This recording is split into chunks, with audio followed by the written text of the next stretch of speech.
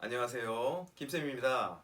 오늘은 회계원리 두 번째 시간이죠. 자, 오늘은 저번 시간에 학습했었던 회계 정보 이용자, 그러니까 우리 회사의 회계 정보를 필요로 하는 사람들, 다른 말로는 이해관계자들이라고 했죠. 그래서 회계 정보 이용자, 이해관계자들에는 어떠한 종류가 있는지를 한번 살펴보도록 할게요. 자, 회계정보 이용자는 크게 두 가지 분류로 나눌 수 있습니다. 우리 기업 안에서 회계정보를 이용하는 내부 회계 이용 정보 이용자가 있고요. 그 다음에 우리 기업 밖에서 우리의 회계정보를 이용하는 외부 회계정보 이용자가 있습니다.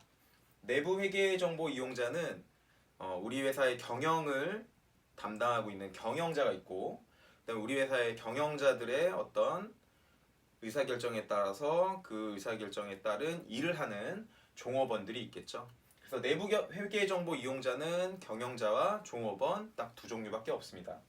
그리고 외부 회계정보 이용자는 굉장히 많은데요. 우리 회사에 돈을 빌려준 사람들, 그런 사람들을 채권자라고 합니다. 그리고 우리 회사에 돈을 빌려준 것이 아니라 우리 회사의 어떤 미래를 보고 돈을 투자한 사람들을 투자자들이라고 하고요.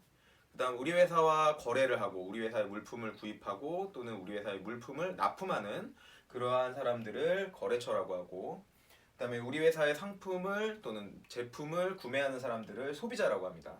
그리고 우리 회사가 경영 활동을 해서 이익이 발생하면 세금을 징수하는 기관을 우리가 정부라고 할 수 있겠죠.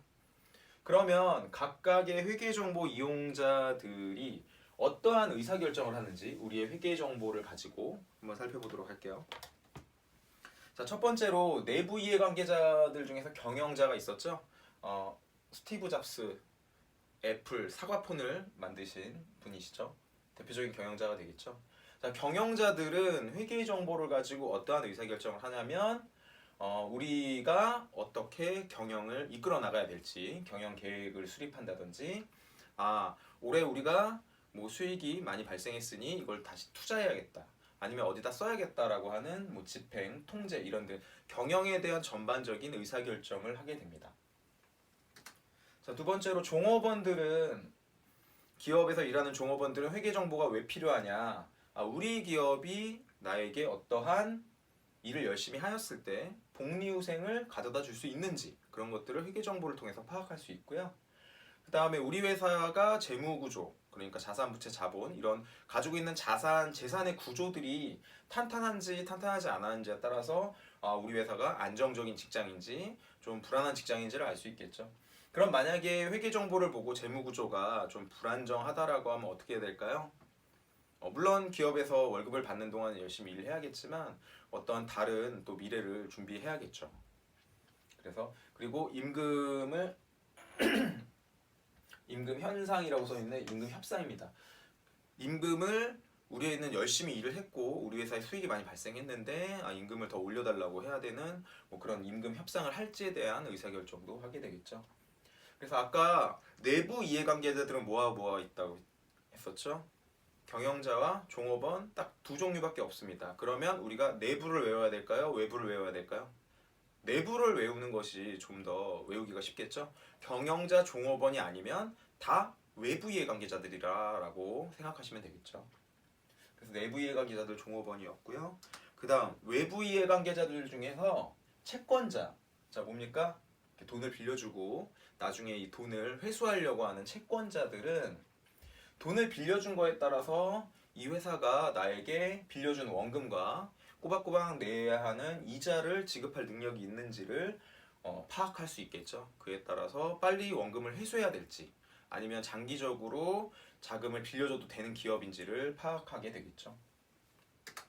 외부 이해관계자들 중에서 두 번째, 워렌 버핏이라고 하는 굉장히 유명한, 세계적으로 유명한 투자자가 되겠죠.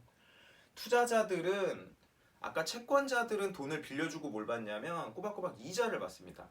투자자들은 뭘 받냐면 돈을 투자한 대가로 이 기업에서 수익이나 어떤 경영 성과가 발생하면 그 수익에 따라서 일정 부분을 내가 투자한 것에 대해서 성과를 받아요. 성과에 대한 어떤 수익이 발생하는 거죠. 그래서 투자에 대한 수익 가능성이 있는지 없는지를 먼저 판단을 하고 이 회사에다가 투자를 할지 말아야 될지를 결정하는 사람들이 투자자들이 되겠습니다. 그 다음 외부 이해관계자들 세 번째로 거래처.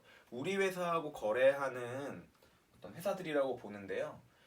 이 거래처들은 거래 대금을 일정 약속된 시간에 거래 대금을 제대로 받을 수 있는지에 대한 여부를 판단을 하고 회계 정보를 가지고, 그리고 회계 정보를 가지고 이 기업이 신용도가 높다 또는 신용도가 낮다를 파악을 해서 이 회사와 거래를 해야 될지 말아야 될지에 대한 의사결정을 하게 되겠죠.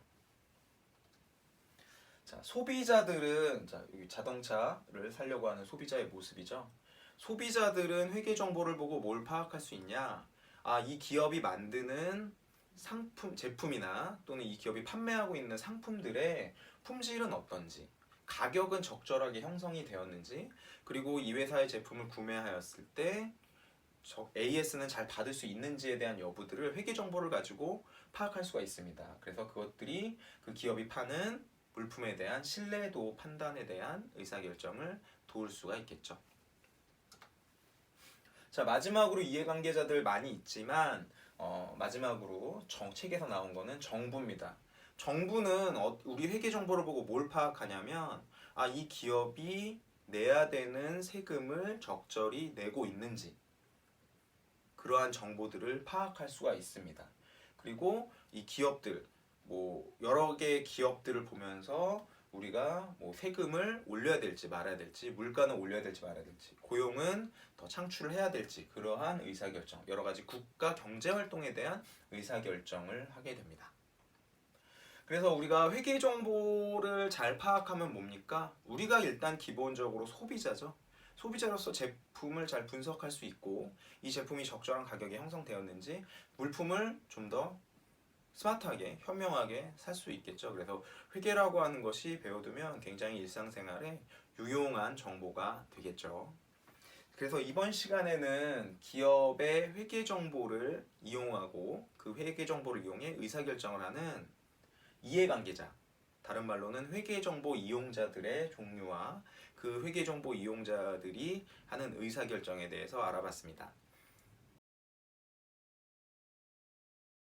자, 다음 시간에는 회계에서 우리가 거래 또는 경제적 사건 또는 경영활동이 발생하면 그걸 장부에다 기입한다고 했었죠. 그래서 장부 기입을 줄여서